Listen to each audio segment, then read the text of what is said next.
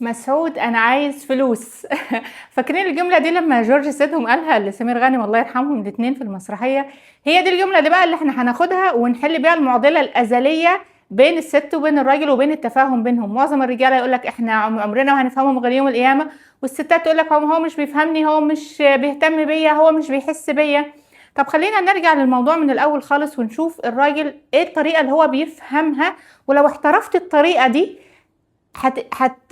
هتوصلي له كل اللي انت عايزاه بمنتهى السهوله. اول حاجه زي ما احنا متفقين قبل كده في كذا فيديو اتكلمنا ان الطاقه الذكوريه والطاقه الانثويه موجوده في الذكر وفي الانثى، يعني انا جوايا طاقه ذكوريه وانثويه والراجل كذلك. بس هو بما انه هو رجل فهو بيعبر عن الطاقه الذكوريه بطريقه اعلى لانه هو رجل.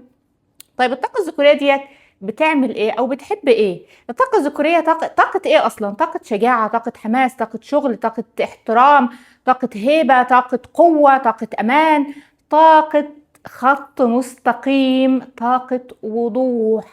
الطاقة دي طاقة وضوح، هو ربنا خلقه كده. ربنا خلق الطاقة دي، هو بيعبر عنها اكتر. هي جواه الاتنين صحيح بس هو بيعبر عنها اكتر، فهي بتحب الوضوح، بتحب الخط المستقيم. يعني ايه؟ يعني من الاخر كده هو بيفهم الجملة واضحة وصريحة. يا فلان انا عايزة كذا، يا فلان انا بحب كذا، يا فلان انا عايزة اشتري كذا. مش اصل هو لو فهم، اصل هو لو حس بيا، اصل هو الاهتمام ما بيطلبش.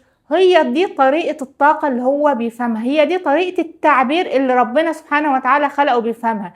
الطاقة الأنثوية مش بتحب الخط المستقيم قوي، بتحب مش اللف والدوران، بس هي حركتها مش في طاقة مستقيمة. الحركة بتاعتها طاقة حدس، هي طاقة باطنية أكتر، طاقة استقبال، طاقة حدس، طاقة أمومة، طاقة محبة. هي دي الطاقة الأنثوية. فهي الطاقة الأنثوية بتتوقع من الطاقة الذكورية إن هو يحس بيها، لأن هي بتعبر عن مشاعر المحبة والأحاسيس الداخلية أكتر. لكن هو كطاقة ذكورية هو بيحب الوضوح والخط المستقيم. فعلشان توصلي وتوصلي فكرتك كاملة للراجل وتبقي متأكدة 100% انه فاهم الفكرة بتاعتك، قوليها في جملة واضحة. لو انت احترفتي الموضوع ده وفي التعامل معاه مش هتوصلوا لنقطة خلاف. ليه؟ لان هو فاهم كل اللي انت بتقوليه وعارف خلاص كل اللي مطلوب منه ايه. انا عايزة كذا، انا مش عايزة كذا، انا بوضوح. حتى انا في تويتر كتبت اكتر من مرة، اللي متابعني في تويتر يعني، كتبت ان الوضوح طاقة جذب. ليه الوضوح طاقة جذب؟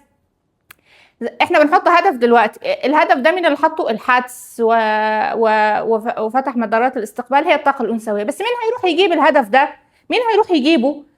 اللي بيسعى له واللي هو اللي عنده شجاعة وعنده إقدام هي الطاقة الذكورية. لو راحت الطاقة الذكورية ومش مش عارفة هي تجيب ايه، مش عارفة الهدف بتاعها ايه، مش مفيش وضوح، مفيش تركيز، ساعتها الهدف مش هيتحقق. لان عشان كده انا كتبت ان الوضوح طاقة جذب، لان هو عارف هو رايح فين، عارف النقطة اللي هو وصل لها، فهيروح يسعى ليها وهيجيبها. هي دي الطاقة الذكورية، طاقة كده، طاقة حتى لما بيمثلوها في خطوط بيمثلوها بالخط المستقيم فوق او تحت، بس هو خط مستقيم. الطاقة الأنثوية طاقة كده، طاقة بتحب الانحناءات اكتر، هي حركتها ربنا خلقها كده.